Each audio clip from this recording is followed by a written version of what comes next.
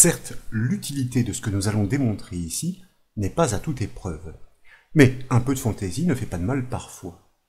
Grâce aux fonctions Excel romain et séquences, nous allons découvrir comment créer des suites maîtrisées de chiffres romains. C'est d'ailleurs ce que démontre le tableau illustré à l'écran. Une suite de nombres romains commence par le chiffre 5. Elle est naturellement incrémentée d'une unité et elle s'étale sur un tableau de 7 lignes et de 5 colonnes.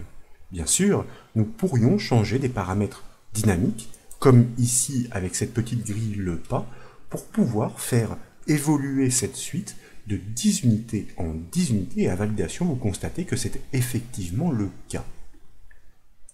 Nous suggérons d'appuyer la découverte sur un classeur Excel offrant ce tableau des paramètres pour construire automatiquement ces suites de chiffres romains. Et comme toujours, ce classeur est offert au téléchargement depuis le site bombache.fr. Nous découvrons donc la grille des paramètres dynamiques sur la gauche de la feuille. Le tableau à remplir est matérialisé par un quadrillage entre les colonnes E et I et entre les lignes 3 et 9.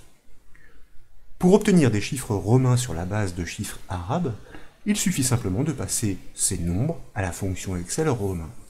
Pour débuter donc, je vous invite à sélectionner la première case de la grille en cliquant sur sa cellule E3, à taper le symbole égal bien sûr pour initier la syntaxe de la formule, et puis à appeler la fonction des chiffres romains par son nom, romain, suivi d'une parenthèse ouvrante.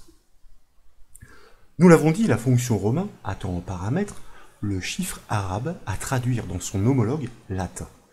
Mais en imbriquant la fonction matricielle séquence dans cette fonction romain, nous allons lui passer une suite de nombres qui seront tous transcrits tour à tour dans ce traitement récursif.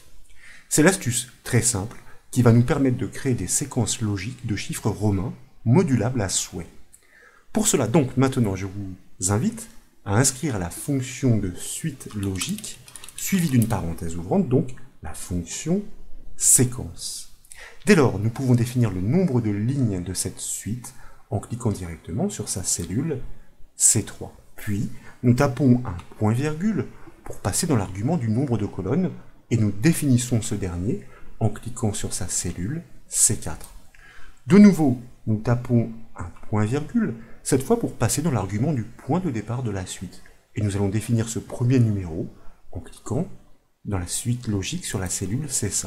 Enfin, nous tapons un dernier point-virgule, cette fois pour passer dans l'argument du pas de cette suite. Et nous allons définir cette incrémentation en cliquant, bien sûr, sur la cellule C6. Nous pouvons dès lors fermer la parenthèse de la fonction séquence. Dans l'enchaînement, nous pouvons fermer la parenthèse de la fonction romain qui l'accueille pour enfin valider la formule matricielle par la touche entrée du clavier. Et comme vous pouvez l'apprécier, grâce à l'imbrication de la fonction séquence dans la fonction romain, nous obtenons effectivement une suite logique de chiffres romains respectant les indications dictées par la grille des paramètres. Cette suite progresse d'abord horizontalement, c'est-à-dire de colonne en colonne, pour poursuivre sur les lignes du dessous lorsque la butée est atteinte. Naturellement, si vous modifiez certains paramètres, comme le pas de l'incrémentation ou encore le numéro de départ, ici nous pourrions fixer ce pas à 5 unités, à validation et comme nous l'avions constaté en préambule, eh bien vous constatez que la série se reconstruit automatiquement en cohérence avec les nouvelles informations demandées, 5, 10, 15, 20, 25, etc., 30, 35. Voilà donc pour cette nouvelle astuce Excel impliquant la fonction séquence, j'espère qu'elle vous a plu. Si c'est le cas, comme toujours, je compte sur vous pour mettre un petit j'aime à la vidéo, et comme vous le savez, vous pouvez retrouver toutes les astuces et formations sur le site bombache.fr. Je vous remercie.